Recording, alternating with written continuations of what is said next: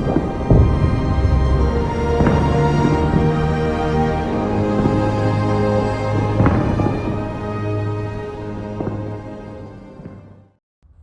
guys, it's Historian here, back with another video.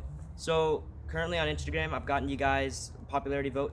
You guys clearly want to see more how-tos, so I'll start the how-to series today with this video on the YouTube channel.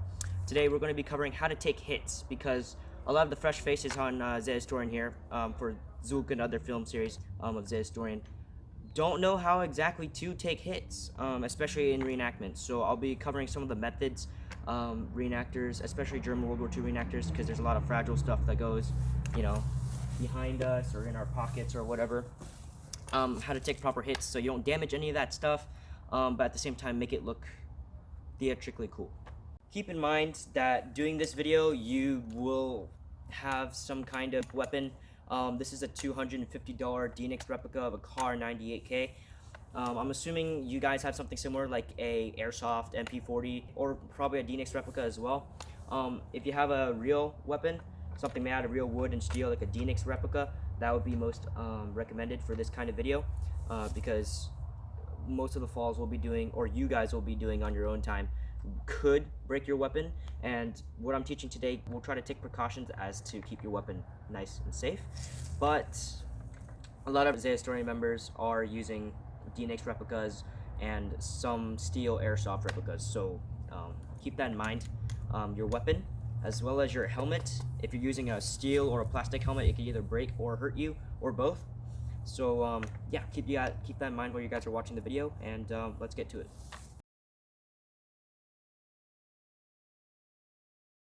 So the first hit we'll be doing is called a patrol hit. Now, I'm following the video How to Take Hits Vietnam edition. They never made a German World War II edition, so I guess you can call this kind of a parody. But first we'll start off with the patrol hit.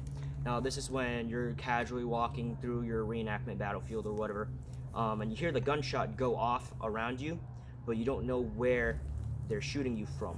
So using your ears, you have to determine where the shot would realistically land on your body. In this case, I'll pretend a shooter directly in front of me hit me in my chest, and I'll fall backwards. And how you guys die is usually you'll get shot from somewhere in the front of your body. So you throw your weight back, and you'll let gravity pull your body down, torso first, and you guys drop.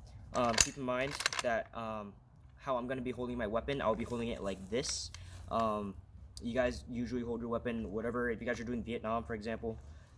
This was a very common sight. You could hurt yourself doing this. Make sure that, any reenactment activities of you getting shot first, you guys just switch over to this position, or, some other safe position in the end, so that you won't hurt your arms, you won't hurt your torso, and you also won't hurt your weapon, which is also very important and sometimes expensive to replace. What? Okay. Sometimes expensive to replace. So keep that in mind. Let's do the patrol hit.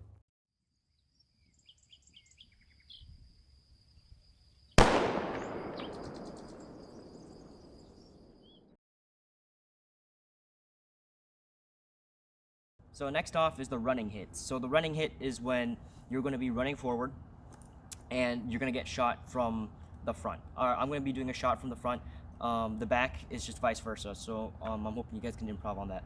But the running hit, or what I did for the running hit, is you're going to be running forward, you're going to get hit somewhere in the front. In this case, I got hit in like the middle of the torso, somewhere under my rib cage, and the bullet is going to throw my mass back, because the velocity of the bullet is going to hit me from the front of the chest, which throws the mass of the back of my torso back, and my legs are still going to propel me forward. So the body is going to get hit from the back, but still running forward, and you guys will fall on your back. In this case, my case, I got hit, but my running speed was uphill. So I had to, really put some work into my legs. So when I got hit, I went back. You can see my head shake when I got hit. And instead of falling backwards, I actually rolled forward and threw my legs over. And that's because the way the texture of the hill, one, I didn't want to get hurt. So you guys have to take the environment to your situation of death here. And two, It's just because how fast I was going when I got hit. I felt it was comfortable to throw my legs over, and being comfortable and relaxed is probably the stage you want to be in when you get hit, because ultimately it's when you die, and when the human body dies after a moment of struggle that lasts 1 or 2 seconds, the body goes completely limp. So keep that in mind. This is the running hit.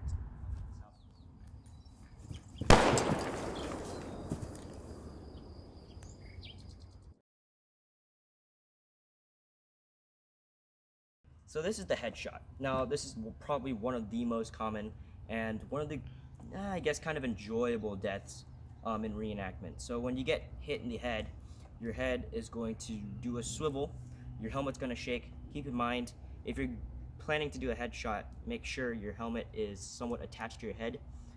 Every helmet should have a helmet band that or a chin strap that you can put over your chin, so when you get headshotted, the helmet doesn't fly off your head and hit someone or something else.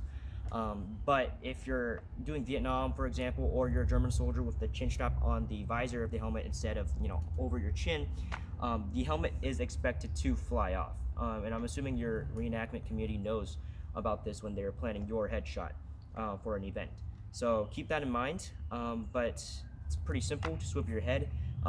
Your body goes down completely limp and relaxed after 1 or 2 seconds, like I said in the last one. And yeah, this is the headshot.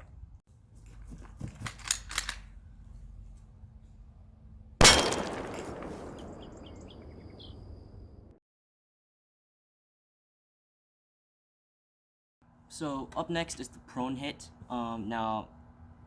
This is also a little bit common. It's a very relaxed way to die in reenactment. So you're gonna throw yourself into a prone position or already be in a prone position. In this case, I will throw myself down onto the ground into prone position.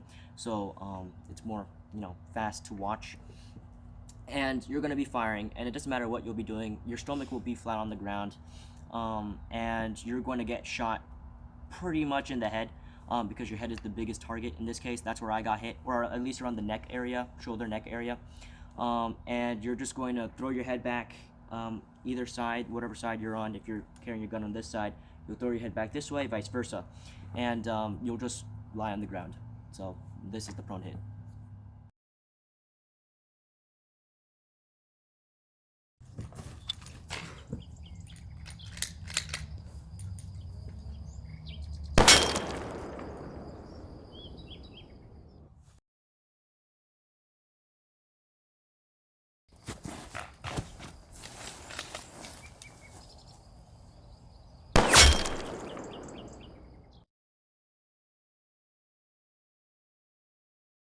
And the last one I'll be doing today for this YouTube video is called the crouch hit.